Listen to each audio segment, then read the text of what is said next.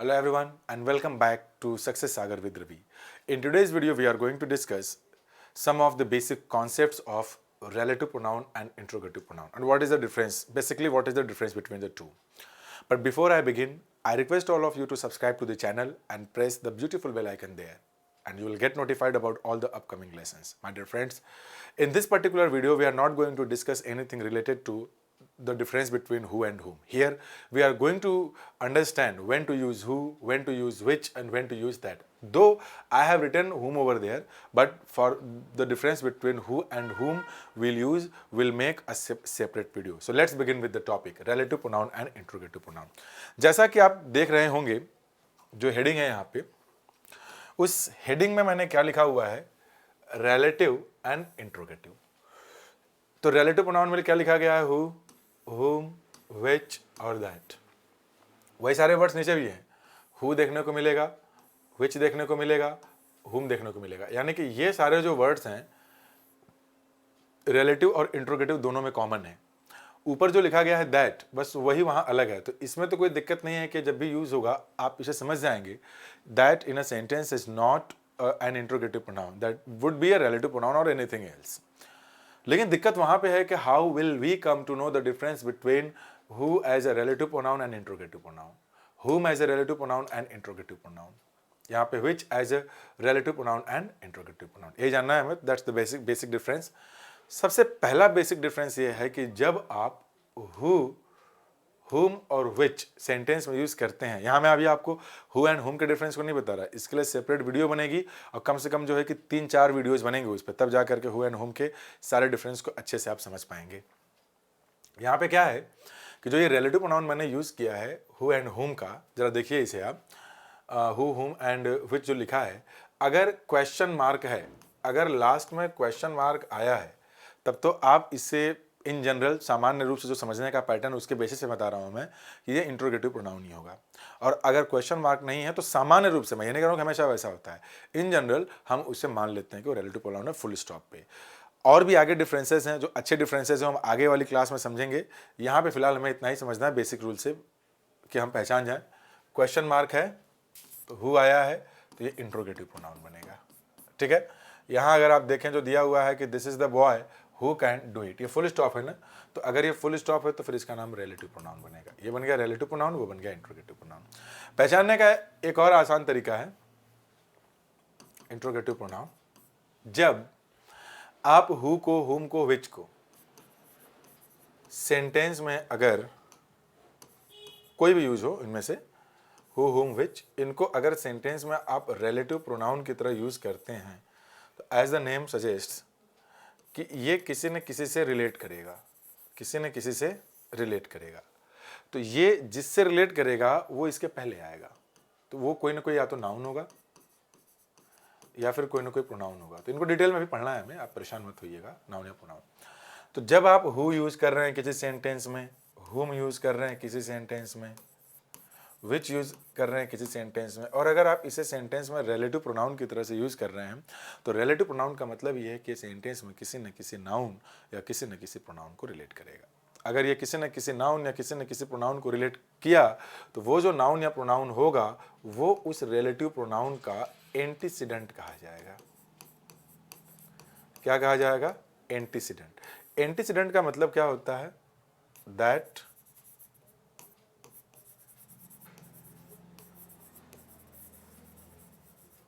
Comes before. That comes before Hindi में क्या कहेंगे इसे? जो पहले आए, जो पहले आए. तो किसके पहले आए? रिलेटिव प्रोनाउन के आगे. तो ये भी एक पहचानने का तरीका है कि अगर आपने हु, हुम, विच को किसी नाउन के साथ या किसी प्रोनाउन के साथ लिखा है, जैसे यहाँ लिखा गया है यहाँ पे, तो इसका नाम रिलेटिव प्रोनाउन होगा. अकेले लिख दिया है, क्वेश्चन मार्क के साथ लिख दिया है, तो वो इंट्रोगेटिव प्रोनाउन बन जाएगा. तो यहाँ पे अकेले था, इंट्रोगेटिव प्रोनाउन हो गया. यहाँ पे देखिए रिलेटिव प्रोनाउन कहा जाएगा. क्यों? एक तो फुल स्टॉप भी आया हुआ है यहाँ पे, और दूसरा कि ये जो लिखा गया है आपका द बॉय, ये द बॉय को ही रिलेट कर रहा है, और जो द बॉय है चूंकि इससे रिलेट हो रहा है तो इसका नाम होगा एंटीसीडेंट. इसका क्या नाम बनेगा? एंटीसीडेंट बनेगा. और ये जो एंटीसीडेंट है, एंटीसीडेंट का मतलब होता है जो पहले आए. किसके पहले आए? रिलेटिव प्रोनाउन के पहले आए. यानी कि this is the boy who can do it, ये वही लड़का है जो इस काम को कर सकता है, तो ये बना एंटीसीडेंट। तो रिलेटिव प्रोनाउन और इंट्रोगेटिव प्रोनाउन का जो बेसिक डिफरेंस है मुझे लगता है कि आपको समझ गए होंगे। अब थोड़ा सा और डिफरेंस जान लीजिए कि किसके लिए क्या यूज़ किया जाता है। मैं इसके लिए इरेज कर दे रहा हूँ, कहाँ हम विच यूज़ करेंगे, कहाँ हु यूज़ करेंगे। बिल्कुल बेसिक डिफरेंस, बहुत बड़ा डिफरेंस नहीं, बेसिक बातें सीख रहे हैं इस वीडियो में हम लोग। अगर विच को आपने रिलेटिव प्रोनाउन की तरह से यूज़ किया है तो इसके पहले एनिमल आ सकता है, ठीक है, इसके पहले बर्ड्स आ सकते हैं, इसके पहले थिंग्स आ सकते हैं, non living things basically, insects आ सकते हैं, ब्ला ब्ला ब्ला कुछ भी आ सकते हैं इसके पहले। तो विच को अगर आपने रिलेटिव प्रोनाउन की तरह से यूज किया है तो केस वन, इसके पहले ह्यूमन बीइंग नहीं आएगा, केस वन। केस टू, आइए सब कुछ लिख लीजिएगा आप लोग ध्यान से, काम आएगा, क्योंकि केस टू में अगर आपने हु की बात की, हुम और हुम का डिफरेंस आगे समझेंगे, तो इसके पहले सिर्फ ह्यूमन बीइंग ही आना चाहिए, जो इसका एंटीसीडेंट बनेगा ह्यूमन, ये रहा, ये बनेगा। once again I am sorry, this is called a relative pronoun, यानी कि which relative pronoun के रूप में इंसान ह्यूमन बीइंग्स के अलावा किसी को भी रिलेट कर सकता है। It can relate anything accept human being के अलावा किसी को भी। Who is a relative pronoun, it is a relative pronoun and it is used to relate to human being, सिर्फ इंसानों को ही रिलेट करेगा। एक बात आती है दैट की, जो दैट है, यह रिलेटिव प्रोनाउन के केस में एनिमल को रिलेट कर सकता है। आसान सा टॉपिक है, आसानी से समझ जाएंगे आप लोग। ये रिलेटिव प्रोनाउन के केस में एनिमल को रिलेट कर सकता है, ये रिलेटिव प्रोनाउन के केस में बर्ड्स को रिलेट कर सकता है, इंसेक्ट को या किसी भी चीज को कर सकता है, थिंग को कर सकता है, और ये ह्यूमन बीइंग को भी कर सकता है, ये ह्यूमन बीइंग को भी रिलेट कर सकता है। अब हमें थोड़ा डिटेल समझना है इसका। आई रिपीट, व्हिच इंसानों को छोड़कर बाकी सबको रिलेट करेगा, यहां कोई डाउट नहीं होना चाहिए। हु सिर्फ इंसानों को ही रिलेट करेगा। दैट जहां जहां विच लगा सकते हैं वहां वहां यूज किया जा सकता है, विच के प्लेस पर दैट। जहां जहां हु लगा सकते हैं वहां पर भी इसे हम यूज कर सकते हैं। तो पहले बेसिक डिफरेंस यहां समझ लेते हैं। जैसे कि यहां लिखा हुआ है मैन, द मैन, तो मैन अगर है और विच यहां पर रिलेटिव प्रोनाउन यूज किया गया है तो ये तो गलत ही है। इंसानों को रिलेट करने के लिए या तो हु आएगा या हुम, तो हुम का जिक्र अभी नहीं कर रहे, यहाँ मान लेते हैं कि हु ही आएगा, हु एंड हुम आगे पढ़ेंगे, हु आएगा। मैंने यहाँ पे कुछ देर पहले आपको बताया कि इंसानों के लिए हम दैट भी यूज कर सकते हैं, तो यहाँ हम दोनों यूज कर सकते हैं, दोनों, लेकिन लेकिन लेकिन लेकिन प्रिफरेबल क्या होगा? प्रिफरेबल आपका हु होगा। कुछ ऐसे केसेस भी आते हैं जहाँ पर हम हु की जगह पे इंसानों के लिए भी, नॉन लिविंग के लिए भी, जैसे कि सामान्य रूप से जो इन एक जनरल अप्रोच जो होता है वहाँ पे ह्यूमन बीइंग हो तो उसके लिए हु का यूज़ करेंगे, ह्यूमन बीइंग के अलावा कोई हो तो विच का यूज़ करेंगे। लेकिन कुछ ऐसे कंडीशन ज़रूर बन जाते हैं हमारे सामने जहाँ इंसानों के साथ भी हमें दैट यूज़ करना है और नॉन लिविंग के साथ भी दैट ही यूज़ करना है, विच और हु का यूज़ नहीं करेंगे। तो सबसे बड़ा क्वेश्चन ये है कि हमें कैसे पता चलेगा कौन कौन से वो केसेस हैं। तो केसेस हम आगे देखेंगे अभी। तो यहाँ पर सही तो दोनों हैं, लेकिन दोनों में से कोई एक यूज करना पड़ेगा, तो किसको उठाएंगे? हु को उठाएंगे। कब इसको प्रीफर करेंगे? अभी आगे आज ही की क्लास में हम देखेंगे। द डॉग, डॉग के बारे में अगर बात किया जाए तो ये एक एनिमल है। एनिमल को रेफर करने के लिए हु का यूज तो हम करते नहीं है, हम विच का यूज करते हैं। तो अभी कुछ देर पहले मैंने यहाँ लिखा कि एनिमल के लिए दैट भी लगा सकते हैं, तो जब एनिमल के लिए दैट लगा सकते हैं जाहिर सी बात है दैट यहाँ लगा सकते हैं।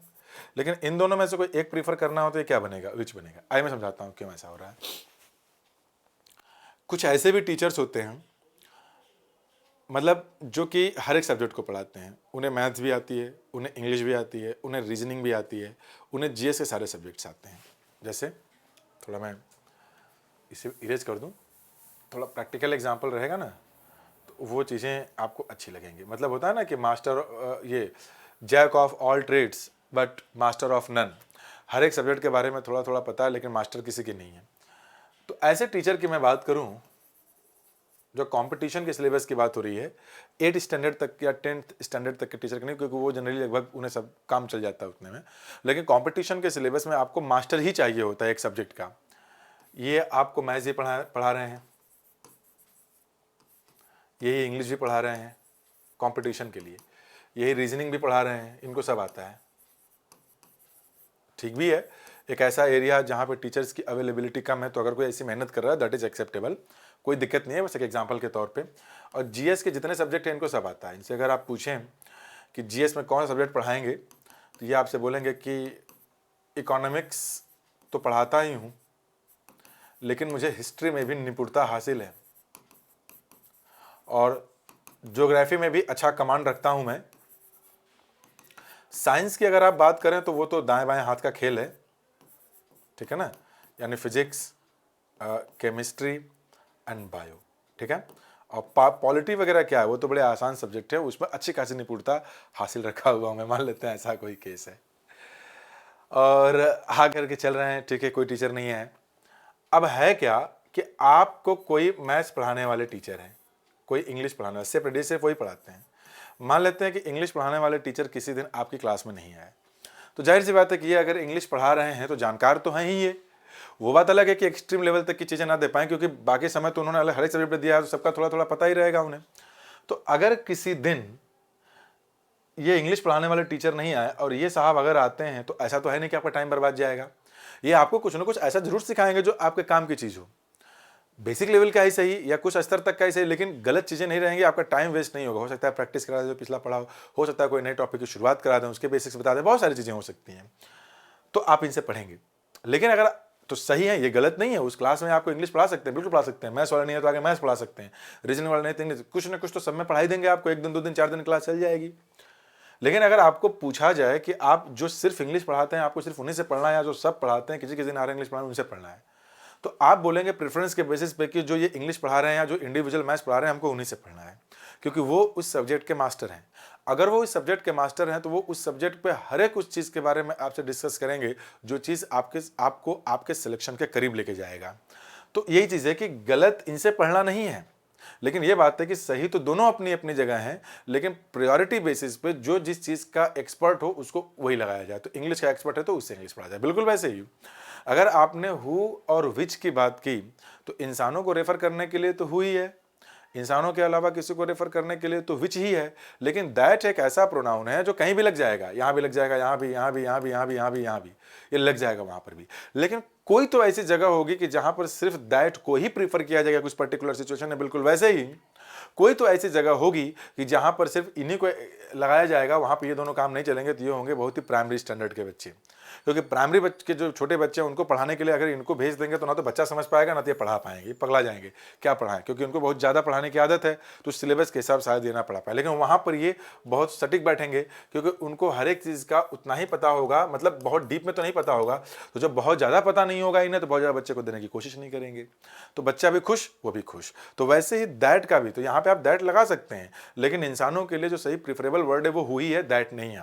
जानवरों के लिए जो प्रीफरेबल वर्ड है वो विच है, वो दैट नहीं है। तो दैट के कौन कौन से ऐसे जगह हैं जहां पे दैट ही लगाना, अब हमको ये समझना है, ठीक है, समझेंगे। लेकिन देखते हैं और भी कुछ क्वेश्चंस हैं क्या यहाँ पे। हाँ बिल्कुल कुछ क्वेश्चंस हैं हमारे यहाँ पे। अब आपके सामने मैंने यहाँ पे एक एग्जाम्पल नंबर लिखा हुआ है 5। आपको ये बताना है कि एग्जाम्पल नंबर 5 गलत है कि सही, जल्दी से कमेंट करें और बताएं, मैं देखना चाहता हूँ। कॉन्सेप्ट समझा दिया, इंसानों के लिए हु और इंसानों के अलावा कोई भी है विच, दैट किसी के साथ भी लग जाएगा। अब मैं ये चाहता हूँ कि आप लोग मुझे कमेंट करके बताएं कि एग्जाम्पल नंबर 5 है कि गलत है, जल्दी से कमेंट करें। सर जी लाइव पढ़ा रहे हैं क्या? नहीं सर, जैसे लग रहा है लाइव पढ़ा रहे हैं। लाइव नहीं है, लेकिन वहाँ कमेंट रहेगा तो देख के मैं बाद में समझूंगा ना। लिख दीजिएगा ऐसे 5 का क्या होगा, और आंसर गलत हो जाएगा तो कोई देखा नहीं, डिलीट मार दो जल्दी से। ये नहीं करना है, मैं देखूंगा कैसे, पहले मैं देख लूँ, आपके कमेंट का रिप्लाई कर दूँ तो भले डिलीट मार दीजिएगा। चलो ठीक है, आंसर मार दिया, कोई नहीं देखा है। मुस्कुराना नहीं है, आंसर मारना है इसका। क्या ये सेंटेंस गलत है? जल्दी से कमेंट करके बताएं मुझे। अगर गलत है तो सही कैसे होगा? गलत है कि सही? करेक्ट और इनकरेक्ट? यहां बात किसकी हो रही है? इंसानों की बात हो रही है कि इंसानों की बात नहीं हो रही है? तो इंसानों के लिए हु लगता है कि विच लगता है? तो ये गलत है कि सही है? ठीक है, मैं जैसे लाइव पूछता हूं वैसे ही पूछ दिया। तो मुझे लगता है कि आप लोग आंसर मारे होंगे, पक्का आंसर मारा है ना? ठीक है, आपको विद्या की कसम आंसर मारना है आपको। आइए देखते हैं।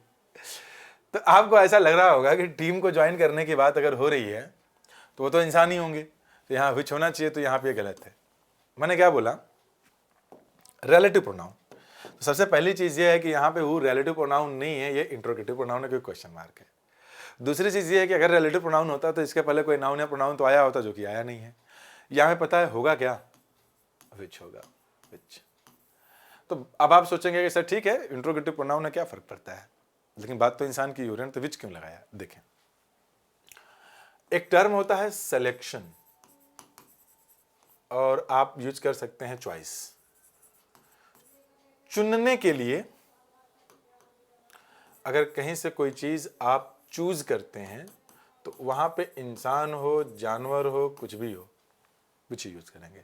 सिलेक्शन को रेफर करने के लिए जो प्रोनाउन यूज किया जाता है वो विच होता है, विच, वो हु नहीं होता है। ठीक है, तो ये याद रखिएगा, क्योंकि वहां पे रिलेट करने की बात नहीं हो रही है, वहां पे सिलेक्शन की बात हो रही है। जब रिलेट करने की बात होगी तब ना हु और विच के डिफरेंस की बात करेंगे, कि इंसान है तो हु, जानवर है तो विच, या फिर जो भी लगे।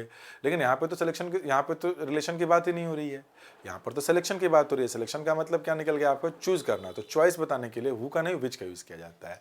तो which of the two is joining the two team. समझो दो लोग हैं, उन दोनों में से कौन सा बंदा टीम को ज्वाइन कर रहा है। सुनने में थोड़ा अटपटा लगेगा कि Ram and Shyam are very good players, so which of the two is joining the team. तो विच ऑफ द टू, तब आपको लगेगा कि राम एंड श्याम है तो हु लगा दें, सुनने में भी अच्छा लग रहा है। But here we are not talking about relation, here we are talking about selection. Here we are talking about a choice. To refer to a choice or selection we use which, we don't use who or whom.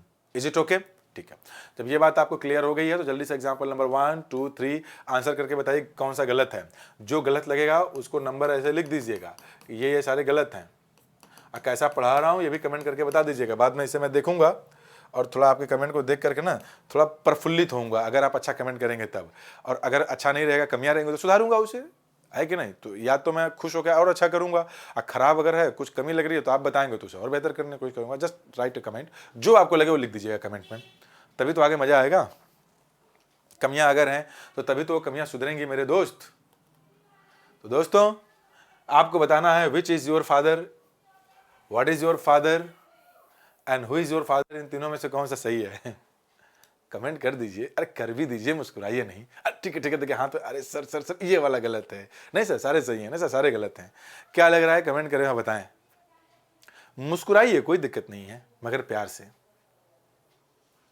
Truck के पीछे लिखा रहता है ना, देखो मगर प्यार से, सम्मान से देखो। आंखों में बदतमीजी नहीं होनी चाहिए। हाँ देखते हैं भाई, तीनों सही है, ये भी सही है, ये भी सही है, ये भी सही है। अब देखें, अब आप बोलेंगे कि पिताजी तो एक ही होते हैं, तो पिताजी का सिलेक्शन कैसे हो गया। सबको पता है कि पिताजी एक ही होते हैं। मान लेते हैं कि यहां पे 4-5 लोग खड़े हैं, हट्टे कट्टे गबरू जवान टाइप में हैं सब। अब किसी ने पूछा कि भैया इसमें से उसके पापा कौन से हैं, उसमें से तुम्हारे पापा कौन से हैं, तब गिनेंगे ना, ये वाले हैं मेरे पापा। तो कई लोग हैं ना, 1 2 3 4 5, तो पांचों में से किसी एक आदमियों में से किसी को चूज किया ना, कि पापाओं में से एक चूज किया। हर एक इंसान के एक ही पापा होते हैं, हर एक इंसान के एक ही मदर होती हैं, तो वो एक ही हैं। तो सिलेक्शन की बात यहाँ पे ये आ रही है कि कई लोगों को कोई फोटो वगैरह है, एक आदमी कहीं खड़ा है, कहीं कोई नाटक वगैरह हो रहा है, उसमें भैया तुम्हारे अब्बा कौन है, तो आप बताएं कि ये है ना, ये आपका, तो ये अब्बा है। तो ये बिल्कुल सही है। तो यहाँ पे उनमें से कई लोगों में से एक के सिलेक्शन की बात चली है, किसी एक को चूज करके बताओ कौन से हैं जिनको तुम जानते हो, कौन तुम्हारे पापा हैं। दूसरा वाले का जो व्हाट इज योर प्रोफेशन है, इंट्रोगेटिव प्रोनाउन है वहां पे। तो व्हाट इज योर फादर का मतलब निकल गया कि आप क्या करते हैं तुम्हारे पापा। इंजीनियर हैं, डॉक्टर हैं, टीचर हैं, बिजनेसमैन हैं, बिजनेसमैन है वो, लॉयर हैं, एडवोकेट, क्या है वो। तो ये व्हाट बता रहा है profession. Who is your father का मतलब नेम ऑफ योर फादर, आपके पापा का नाम। आपके पापा का क्या नाम है आप ये बताएं। तो तीनों सेंटेंसेस अपनी अपनी जगह से हैं इंट्रोगेटिव प्रोनाउन का। तो अब तक हम लोगों ने सिर्फ समझा है कि डिफरेंस बिटवीन इंट्रोगेटिव प्रोनाउन और रिलेटिव प्रोनाउन। इंट्रोगेटिव प्रोनाउन मतलब क्वेश्चन पूछा जाएगा, रिलेटिव प्रोनाउन मतलब रिलेशन बताया जाएगा। रिलेशन अगर बताया जाएगा तो उसके पहले हु विच दैट के पहले कोई ना कोई एक नाउन या प्रोनाउन आएगा। वो जो नाउन या प्रोनाउन होगा उसका नाम होगा एंटीसीडेंट। वो जो एंटीसीडेंट होगा, अगर वो ह्यूमन बीइंग है तो हु लगाइए, ह्यूमन बीइंग नहीं है तो विच लगाइए। दैट भी लगा सकते हैं दोनों के केसेस में, लेकिन प्रेफरेबली इन्हीं को लगाना है। फिर इसके बाद हमने सीखा कि विच को अगर इंट्रोगेटिव प्रोनाउन की तरह से यूज कर रहे हैं तो क्या बता सकता है, तो सिलेक्शन बताएगा। तो इंसान हो चाहे जानवर हो चाहे जो हो, विच सिर्फ सिलेक्शन ही बताता है। अगला what is your father, who is your father and which is your father, तीनों सही हैं। विच को सिलेक्शन के लिए कई मुस्टंडे खड़े हैं, उनमें से किसी एक मुस्टंडे को निकालना है, कौन सा तुम्हारा बॉडीगार्ड है। मान लेते हैं कि आपने कई बॉडीगार्ड, एक बॉडीगार्ड रखा है और यहाँ पे कई सारे मुस्टंडे खड़े हैं हट्टे कट्टे, ठीक है। किसी ने पूछा कि इनमें से कौन सा मुस्टंडा तुम्हारा बॉडीगार्ड है, तो जो होगा आप बताएंगे कि ये वाला है, जिसके बॉडी थोड़ी अच्छी खासी दिखाई दे रही है, वो है। तो बॉडीगार्ड हो गया, तो सिलेक्शन हो गया। वो क्या करता है, तो क्या प्रोफेशन है, उसके लिए व्हाट है, उसका नाम क्या है, तो हु लगा दीजिए। अब आप मुझे बताएंगे एग्जाम्पल नंबर 6, ये गलत है कि सही? Comment your answers. एग्जाम्पल यहाँ दिया गया है कि the best boy who can do the work properly is Samuel. ये एग्जाम्पल गलत है कि सही? ये एग्जाम्पल गलत है कि सही? एग्जाम्पल आप लोग एग्जाम्पल ही बोलते हैं ना, कि एग्जाम्पल बोलते हैं?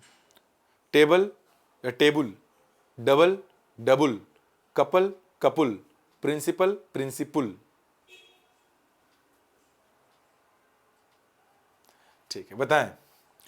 अब आप बोलेंगे कि सर यहाँ पे देखिए इंसान आया है ना, तो इंसान के लिए हु लगते हैं, अभी आप ही ने बताया ना। बिल्कुल, लेकिन यहाँ हु गलत हो जाएगा, यहाँ लगेगा that.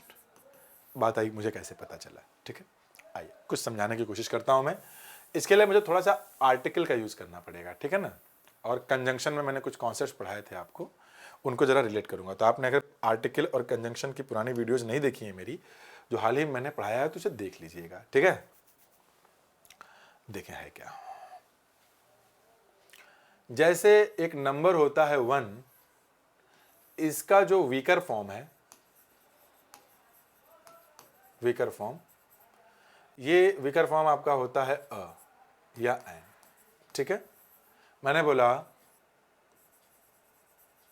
I have a pen, और मैंने लिखा आई हैव 1 पेन।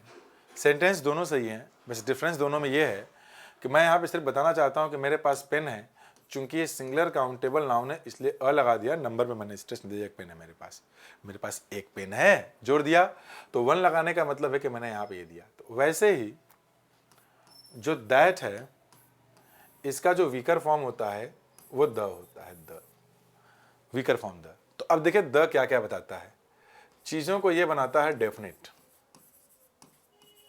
ठीक है। द, ये जब हम यूज करते हैं तो डेफिनेट बनाने का मतलब क्या होता है कि चीजों को लिमिट कर देता है। लिमिट का मतलब क्या? रेस्ट्रिक्ट, उतने ही लोग हैं, सब लोग नहीं है, रेस्ट्रिक्ट हो जाता है जितने लोगों के बारे में, मतलब दोनों को पता होता है, स्पीकर और लिसनर। तो इसी का जो स्ट्रॉन्ग फॉर्म होता है ना, वो दैट होता है। यानी कि जब भी आप किसी चीज़ को डेफिनेट बना रहे हैं, जब भी आप किसी चीज़ को स्ट्रेस करने की कोशिश कर रहे हैं, जो चीज़ पहले से नोन हो उसके बारे में बताने की कोशिश कर रहे हैं, अंडरस्टूड है, तो वहाँ पे आप क्या यूज़ करेंगे? द का। तो द का जो स्ट्रॉन्गर फॉर्म होता है वो दैट होता है। जैसे कि सेंटेंस हम लोग पढ़ते हैं ना, this is the okay, he played in such a good manner that everybody, तो वहाँ विच और हम उसका यूज नहीं करते, विच और हु का, दैट एवरीबडी गॉट हैप्पी, वो इतने अच्छे से खेला कि सारे के सारे लोग, तो वो इतने अच्छे से खेला, तो कितने अच्छे से खेला एम्फेसाइज किया गया वहाँ पे। तो यही रीजन होता है कि वहाँ पे हु और विच का यूज हम नहीं करते हैं, वहाँ पे हम यूज करते हैं दैट का। तो वही चीज़ यहाँ पे भी हम सीखने जा रहे हैं। जो दैट होता है, कंजंक्शन जब मैं पढ़ा रहा था तो मैंने आप लोगों को बताया था कि दैट एक रिलेटिव प्रोनाउन होता है, और प्रोनाउन होने के साथ साथ जितने रिलेटिव प्रोनाउंस होते हैं सारे के सारे कंजंक्शंस होते हैं, क्योंकि जोड़ने का भी काम करते हैं। अगर आप इस सारे एग्जांपल्स को देखें, इसके पहले भी एक दो एग्जांपल मैंने लिखा होगा यहाँ पे, कहाँ गया, जैसे यहाँ पे आपने बोला या हु एंड विच जो भी है relative pronoun, the man who can work the sum. अब देखिए ये रिलेटिव प्रोनाउन है, अब ये रिलेटिव प्रोनाउन है तो जोड़ भी तो रहा है दो क्लॉजेस को, दैट कैन, मतलब कि एक क्लॉज ये हो गया, एक क्लॉज वो हो गया, उन दोनों को जोड़ने का काम कौन कर रहा है? हु और दैट ही कर रहा है यहाँ पे। जब ये जोड़ रहा है यहाँ पे तो कंजंक्शन भी है, रिलेटिव प्रोनाउन भी है। मतलब कहने का ये है कि जो रिलेटिव प्रोनाउंस होते हैं वो सारे के सारे कंजंक्शंस भी होते हैं, लेकिन सारे के सारे कंजंक्शंस रिलेटिव प्रोनाउन या फिर प्रोनाउन हो, ये जरूरी नहीं है। तो जब कंजंक्शन में आप लोगों को पढ़ा रहा था तो कंजंक्शन में मैंने एक डेफिनेशन दी थी, conjunction is a word that mayor joins two words, two phrases, two clauses. जबकि जो जैसे कि मैंने बताया था कि एडवर्ब ऑफ प्लेस, तो वो कंजंक्शन भी है, एडवर्बियल एक्सप्रेशन ऑफ प्लेस भी है। मैंने बता दिया रिलेटिव प्रोनाउन, तो रिलेटिव प्रोनाउन प्रोनाउन का भी काम कर रहा है, मतलब रिलेट भी कर रहा है और जोड़ने का भी काम कर रहा है। कंजंक्शन अगर अकेला है तो वो सिर्फ वही करेगा, सिर्फ जोड़ेगा, कुछ नहीं कर सकता। तो अब यहां पे हमें यही पहचानना है कि आखिर यहां पर यूज किया ही क्यों गया दैट। अब समझिएगा, एक केस मैं यहां पे लिखता हूं, केस 1, पहले मिटा दूं इसे पूरा, मुझे लगता है कि आप ये समझिए। देखिए पिछली क्लासेस अगर आप किए हैं तब तो पूरा समझ में आ जाएगा, नहीं किए हैं तो आप घूमते रहेंगे इसमें कि क्या मैं बता रहा हूं सब, तो पिछली वीडियोस देख लीजिएगा। इसीलिए तो इस सीक्वेंस से मैंने रखा है कि पढ़ाने में थोड़ी दिक्कत ना हो। केस 1, केस 1 की अगर बात की जाए तो जब सुपरलेटिव डिग्री की हम बात करते हैं,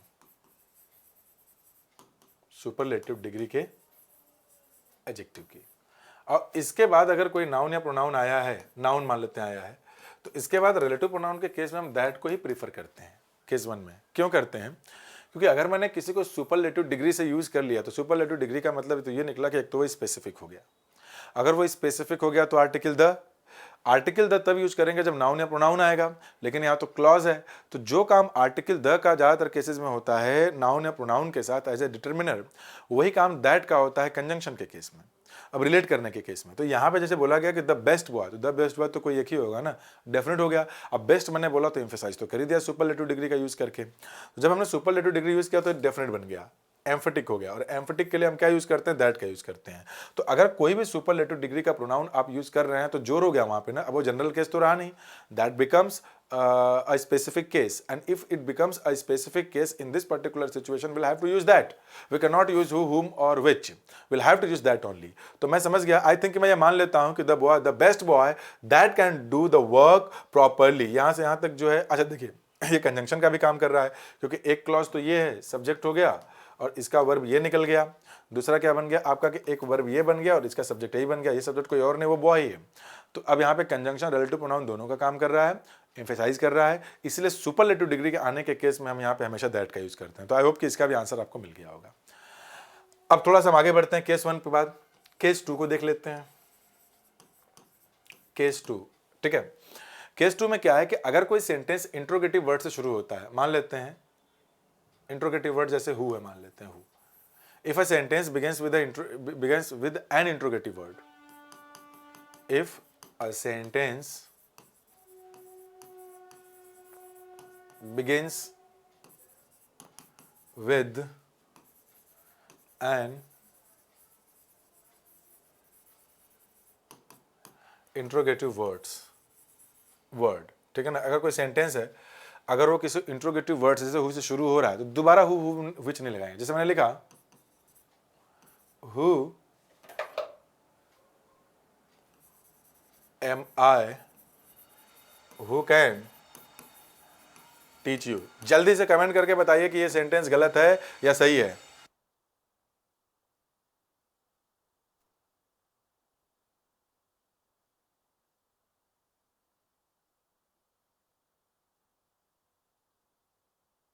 कमेंट करना है, कमेंट करना मांगता है, मुस्कुराना नहीं है।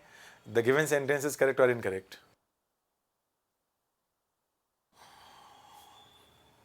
देखिए, एक केस तो ये रहा सुपरलेटिव, उसके साथ दैट क्यों लगाते हैं, इसका रीजन क्लियर। दूसरा, जब एक बार हमने कोई क्वेश्चन वर्ड लगा ही लिया तो दोबारा रिलेटिव प्रोनाउन के केस में उसी वर्ड को मत रिपीट करिए, उसकी जगह दैट लगाइए, रिपीटेशन को अवॉइड करिए। Who am I that can teach you का मतलब क्या है? मैं कौन होता हूं तुमको पढ़ाने वाला, ऐसे होता है ना। आपको पता है ना कि मैं कौन होता हूं तुमको पढ़ाने वाला। मैं कौन हूं जो तुम्हें पढ़ा सकता हूं हिंदी में, लेकिन ऐसा ट्रांसलेशन कर रहे हैं तब वो है। लेकिन होता है ना ऐसे कि मैं कौन होता हूं तुमको मना करने वाला, जाओ ना उसी से बात करो ना, ऐसे बोलते हैं ना आप लोग। गर्लफ्रेंड है आपकी, नाराज हो गई, आज के टाइम में नहीं, मैं पुराने ज़माने की बारे में बात कर रहा हूँ, आजकल तो नहीं चलता है सब। पुराने ज़माने में लड़की चूंकि हीरो व्रता हुआ करती थी, तो हीरो ने किसी और से बात किया, हीरोइन चिढ़ गई, हीरो आया है, मनाता है, मनाने में बोलता है ना हीरो उससे कि यार गया था, तो चिढ़ जाती है, बोलते जाओ उससे बात करो। तो हीरो क्या बोलता है कि अरे यार क्यों परेशान हो रही हो पगली, अरे सिर्फ बात ही तो कर रहा था। अच्छा बात कर रहे थे कम था, और भी करने का कुछ इरादा था। हीरो समझ जाता है मैटर की ग्रेविटी को और बोलता है चल ठीक है पगली, जो तू बोलेगी वही करूँगा। तब हीरोइन क्या बोलती है, ठीक है, शर्मा के, इतरा के, प्यार से बोलती है, लेकिन कलियों से नहीं गुजरती है, प्यार से क्या बोलती है, मैं कौन होती हूँ मना करने वाली, जाओ ना उसी से बात करो ना। तो ये सेंटेंस का मतलब वही है। तो who am I that can, तो ये एक बार क्वेश्चन वर्ड आ गया तो दोबारा नहीं लगाएंगे। ये रहा केस 2। एक और केस देख लेते हैं, यहीं पे लगे हाथों। जैसे केस 2, कुछ इनडेफिनेट प्रोनाउंस होते हैं आपके, थोड़ा सा मैं उसको बता देता हूँ। उनके साथ भी हम दैट का ही यूज़ करते हैं, क्योंकि जब उनको हम यूज़ कर लेते हैं ना, तो वो चीज़ें अब जो होती है कि उस पर स्ट्रेस करते हैं, वो चीज़ें जो है कि आपकी अब थोड़ा मतलब रेस्ट्रिक्ट कर देते हैं। इन्हीं लोगों की बात हो रही है। जैसे कि मैंने आपको बोल दिया यहाँ पे, ये तीसरा टाइप है, मैंने यहाँ पे लिख दिया सॉरी, मैंने यहाँ लिखा मेनी, प्रीफर करते हैं इनके साथ, मच, लिटिल आ गया, अ लिटिल आ गया, ऐसा है ना आपका। फ्यू, द फ्यू टाइप का कुछ दिख गया, समवन,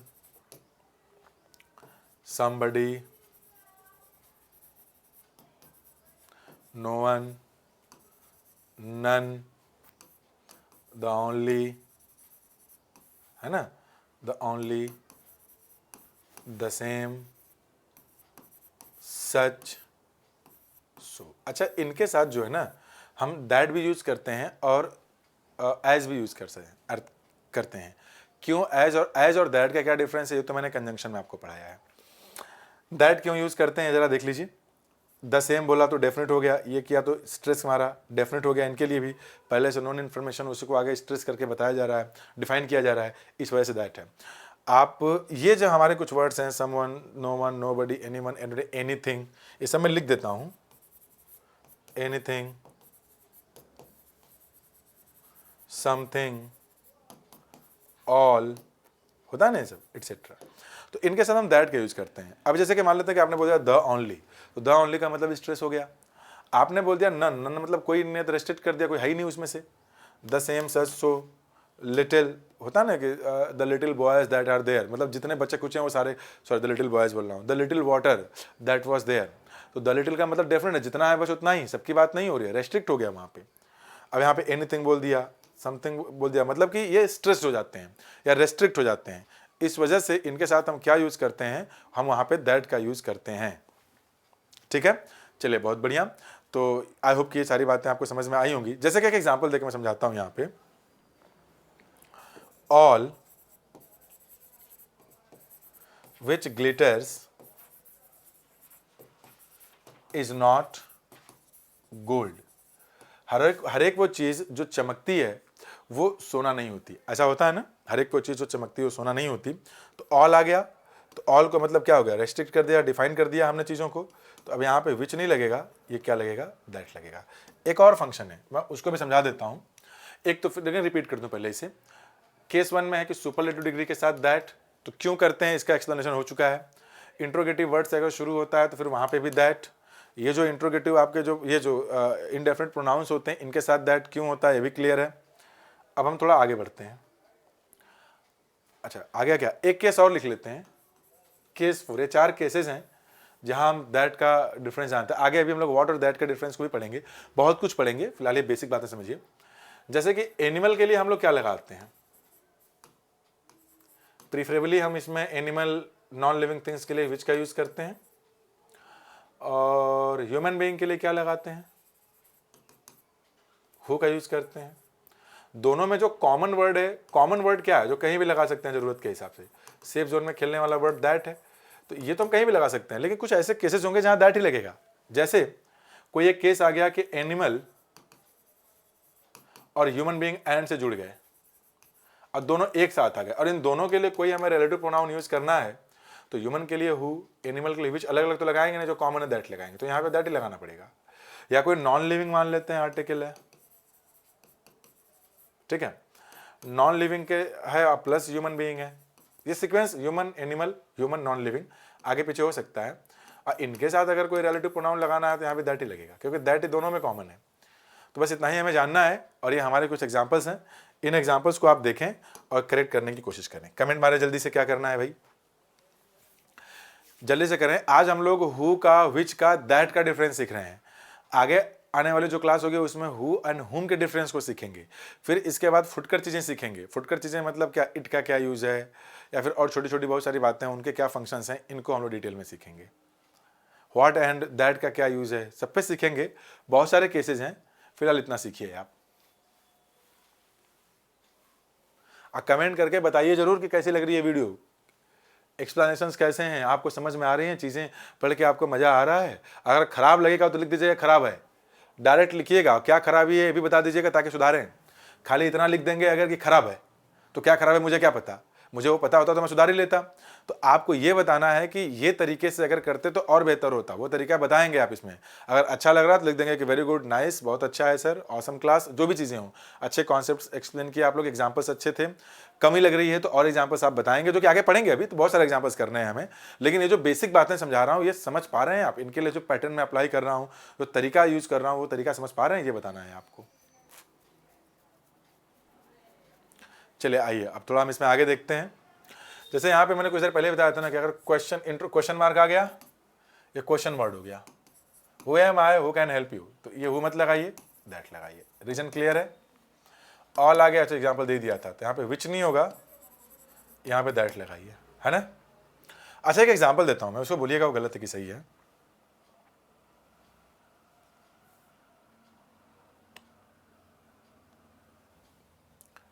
हियर, ये बोलिएगा गलत है कि सही है। Anything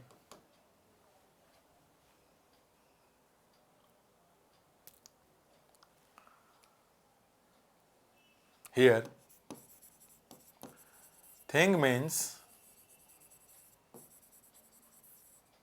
anything. Here thing means anything, अगर मैं ऐसे लिख दूं इसे, which you can think of, मतलब यहां पे think का मतलब है anything that you can think of। जैसे रेन एंड मार्टिन की बुक का आप एग्जाम्पल लें, रेन एंड मार्टिन जो एनसीईआरटी पैटर्न पे जो किताब लिखी गई है, उसमें नाउन की डेफिनेशन लिखी गई है। नाउन की क्या लिखी गई है? डेफिनेशन। नाउन की डेफिनेशन ये कहती है कि noun is the name of a person, place और थिंग। मतलब किसी व्यक्ति का नाम, किसी प्लेस का नाम, किसी थिंग का नाम जो है वो नाउन है। तो आप में से ज्यादातर लोग ये समझ लेते हैं कि थिंग का मतलब वस्तु होता है, तो ये तो हिंदी है, एक काम चलाओ, लेकिन ये यहाँ इसका मतलब नहीं है। तो उन्होंने इस डिफिनेशन के आगे एक लाइन ये ऐड कर दिया है, मतलब इस डिफिनेशन में कि हियर थिंग, वो जो थिंग लिखा है वहाँ means anything that you can think of, जो भी चीज़ आप सोच सकते हैं। इम्फेसाइज कर दिया गया यहाँ पे, स्ट्रेस कर दिया गया, लिमिट कर दिया गया, हर एक वो चीज़ के दायरा है जहाँ तक आप सोच सकते हैं वही नाउन है। तो थिंग मीन्स एनीथिंग। तो अब जब एनीथिंग लग गया, जो अभी तीसरा वाला केस था इंडेफिनिट प्रोनाउन वाला, तो वहाँ पे हमें विच का नहीं दैट का, तो डिफिनेशन में ऐसे लिखा हुआ है। ठीक है, थोड़ा सा आगे बढ़ते हैं इसमें। तो डॉग एंड द मैन, अब देखिए यहाँ पे एक एंड कंजंक्शन है, ये यहाँ पे लिखा हुआ है डॉग, एक सब्जेक्ट 1 है, यहाँ लिखा है द मैन सब्जेक्ट 2। अब इन दोनों को एंड से जोड़ा गया, तो जो भी रिलेटिव प्रोनाउन यूज करेंगे वो दोनों में कॉमन होगा। अगर वो दोनों में कॉमन होगा तो एक बात तो क्लियर हो गई ना कि अगर हु लगाया तो मैन के लिए तो हो जाएगा, डॉग के लिए हु तो लगेगा नहीं। डॉग के लिए अगर आपने लगा दिया विच, तो फिर आदमी के लिए गड़बड़ हो जाएगा, तो दोनों मत लगाए, दोनों में कॉमन क्या है? दैट। तो ऐसी जब सिचुएशन दैट वर हियर, मतलब दो लोग यहाँ पे तो सडनली डिसअपियर्ड हो गए, गायब हो गए कहीं पे। आए समझ में? क्या इतनी बातें आपके समझ में आ गई मेरे दोस्तों? बहुत बढ़िया। तो आज की क्लास में हम लोगों ने देखिए अब आ गया हु एंड हुम, यानी अगली क्लास जो हमारी होगी इस पे वो हु एंड हुम के बेसिक डिफरेंस पे होगी। तो आज की क्लास में हमने ये सीखा है कि हु, विच और दैट के क्या डिफरेंसेस हैं। अगली क्लास में हम सीखेंगे हु एंड हुम के क्या डिफरेंसेस हैं। कम से कम 2 क्लास चलेगी उसकी, हु एंड हुम वाले डिफरेंस पे सिर्फ। जब वो हमारा हो जाएगा तब इसके बाद आगे डिटेल में सीखना शुरू करेंगे। ठीक है, तो बस करते हैं। मुझे लगता है क्लास आपको समझ में आई होगी एंड वीडियो आपको अच्छी जरूर लगी होगी, आपने एंजॉय किया होगा। जो भी आपके फीडबैक हो इस वीडियो से रिलेटेड, प्लीज़ एंड प्लीज़ उसको नीचे कमेंट बॉक्स में जरूर मुझे बताएं, सो दैट कि अगर कोई कमी हो तो उस कमी को मैं इंप्रूव कर सकूं, और अच्छा है तो आपके कमेंट देख करके मैं मोटिवेटेड हो सकूं उसमें। समझ में आई बात? वीडियो अगर अच्छी लगी हो तो वीडियो को लाइक कर दीजिएगा, थम्स अप। एक ही बार करिएगा, 2 बार करेंगे तो गायब हो जाएगा, तो उसको लाइक कर दीजिएगा। और चैनल सब्सक्राइब नहीं किया तो सब्सक्राइब जरूर करिएगा, दोस्तों के साथ वीडियो को जरूर शेयर करिए। Thank you, bye bye.